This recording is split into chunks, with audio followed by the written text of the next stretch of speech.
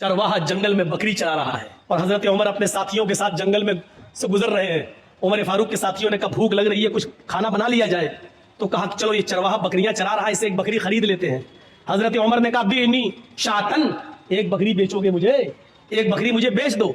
चरवाहे ने कहा बकरी मेरी नहीं है, मेरे मालिक की है, हम तो गुलाम हैं, हम तो उसका हुक्म मानते हो, बकरी चराने आए जंगल में। उसको मालूम नहीं कि मेरे सामने जो हस्ती खड़ी है ये 22 लाख मुरब्बा मील पर हुकूमत करने वाली हस्ती है, ये उमर है, उसको मालूम नहीं है चरवाहे।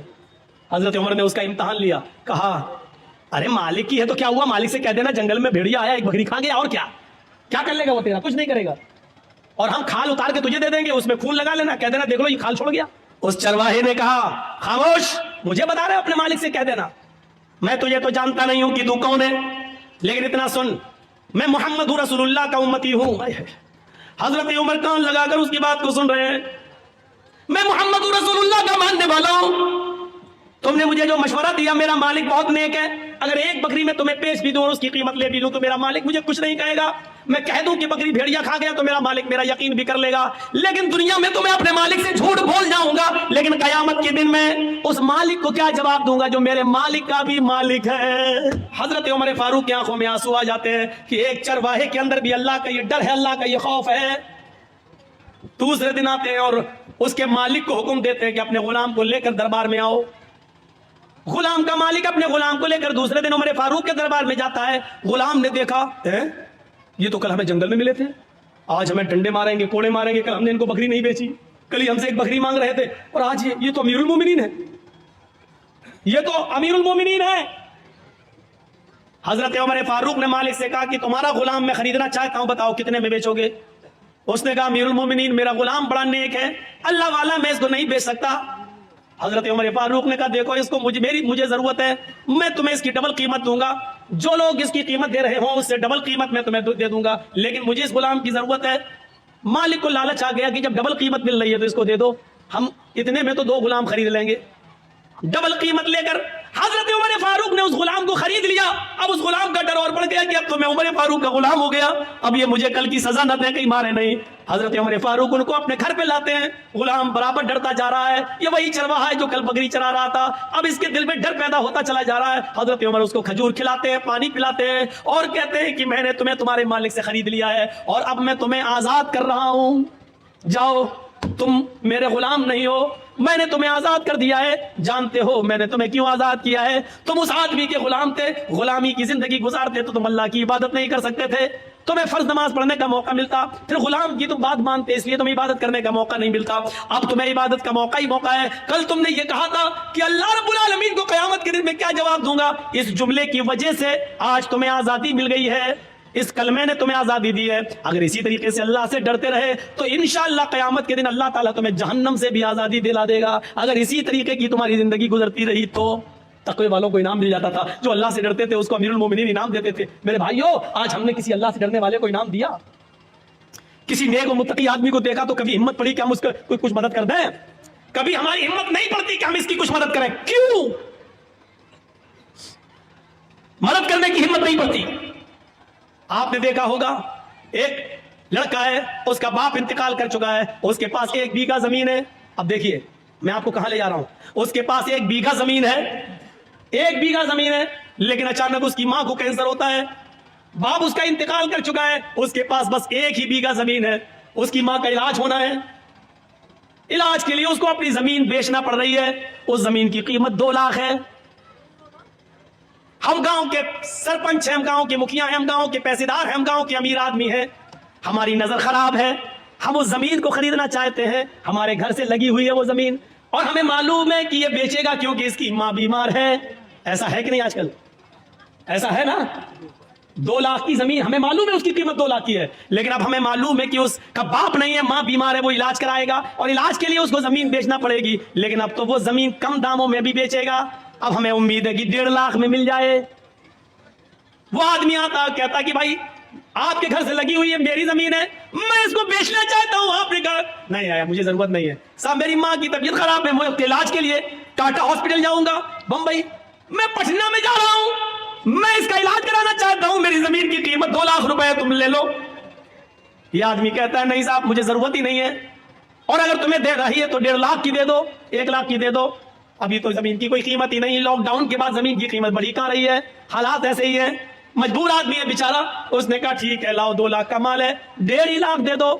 آپ نے 1.5 لاکھ روپے اس کو دے دی اور زمین لے لی. اللہ کی قسم 2 لاکھ کی زمین اس کی مرضی کے باوجود جو 1.5 لاکھ کی لی ہے, اس 1.5 لاکھ کے لینے کے باوجود اس نے چاہے جیسے دی ہو, اس کی رضامندی کے باوجود آپ نے جو 1.5 لاکھ میں خریدی ہے, آپ اس کے باوجود بھی ڈکیت کہلائیں گے, آپ بے ایمان کہلائیں گے, آپ یتیم کا حق مارنے والا کہلائیں گے, آپ مجبور کی مجبوری کا فائدہ اٹھانے والے کہلائیں گے. اللہ کے یہاں سماج میں تو یہ ہوگا نہیں صاحب وہ 1.5 لاکھ میں تیار تھا, اس نے دے دی, اس نے لے لی, وہ تو تیار تھا.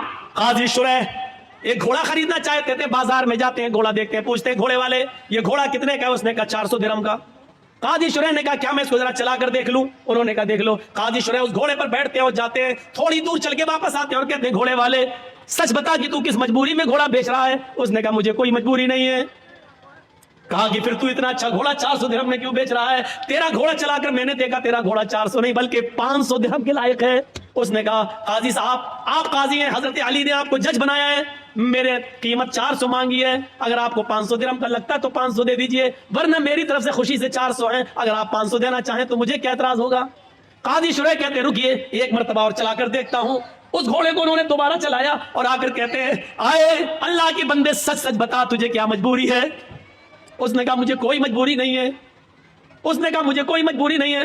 کہا پھر تو اتنا اچھا گھوڑا 500 درہم میں کیوں دے رہا ہے. اس نے کہا 500 میں نہیں 400 میں دے رہا ہوں, آپ 500 دینا چاہیں تو ٹھیک ہے. کہا نہیں یہ 500 سے بھی اوپر بلکہ 600 درہم کا گھوڑا ہے تیرا.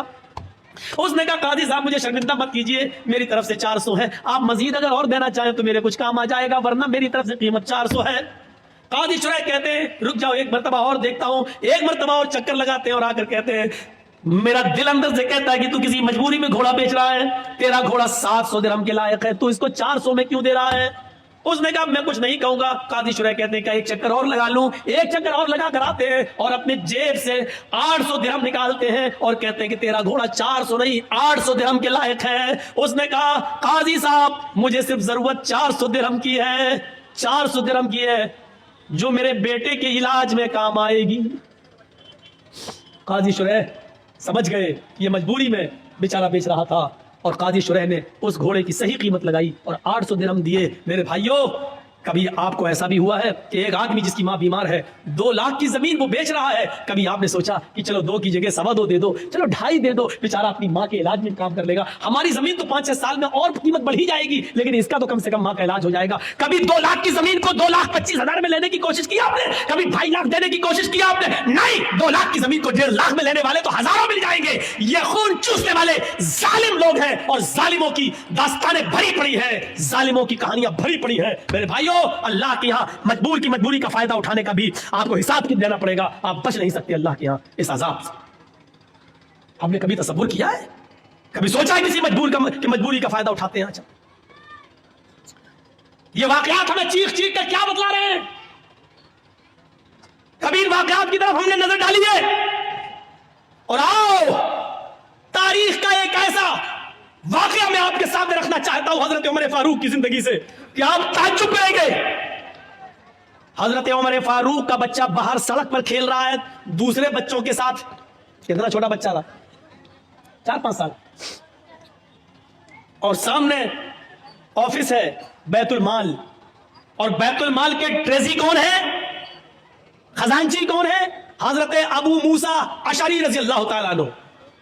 حضرت ابو موسیٰ اشعری, حضرت ابو موسیٰ اشعری باہر نکلتے ہیں بیت المال کے آفس سے, دیکھتے ہیں کہ کچھ بچے باہر کھیل رہے ہیں اور وہ دکان سے کوئی چیز خرید کر کھا رہے ہیں, لیکن عمر فاروق کا بچہ کچھ نہیں کھا رہا ہے. باہر جب نکلتے ہیں تو 1 درہم پڑا ہے سڑک پر, 1 درہم پڑا ہوا ہے. 1 درہم 1 روپیہ, مان لو آج کے حساب سے 1 روپیہ, 1 درہم زمین پر پڑا, اس کو اٹھا لیا. یہ درہم کس کا ہوگا پتہ نہیں, وہ درہم حضرت عمر فاروق کے بیٹے کو دے دیا, لو بیٹا یہ لو, یہ بچے کوئی چیز کھا رہے ہیں تم بھی کھا لو.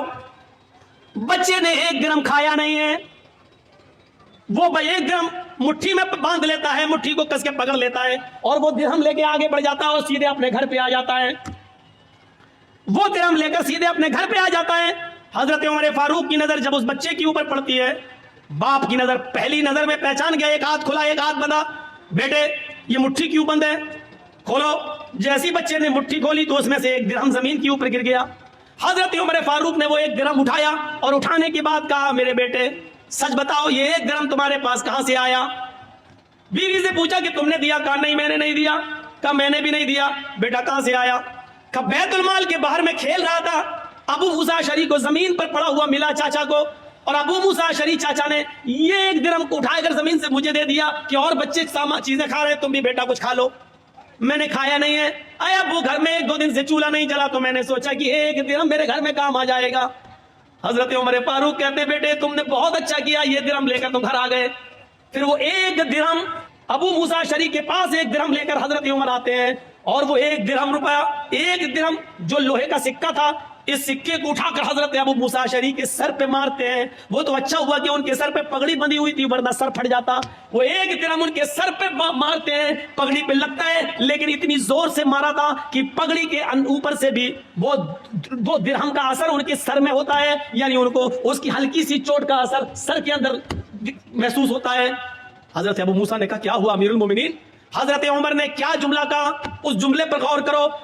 کہا ہے ابو موسیٰ کیا جہنم میں داخل کرنے کے لیے، جہنم رسید کرنے کے لیے، جہنم میں پہنچانے کے لیے تیری نظر عمر کے خاندان پر اور عمر کے گھر پر ہی پڑی تھی، کوئی اور تیری نظر میں نہیں آیا؟